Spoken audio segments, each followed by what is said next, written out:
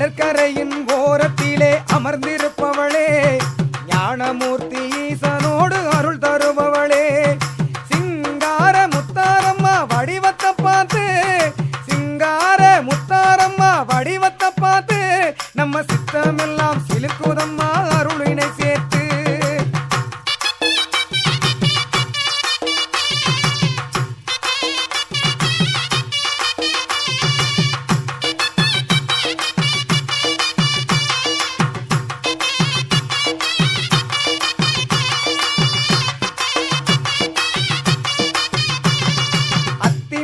கணபதியின் ஆசியை பெற்று அம்மா முத்தார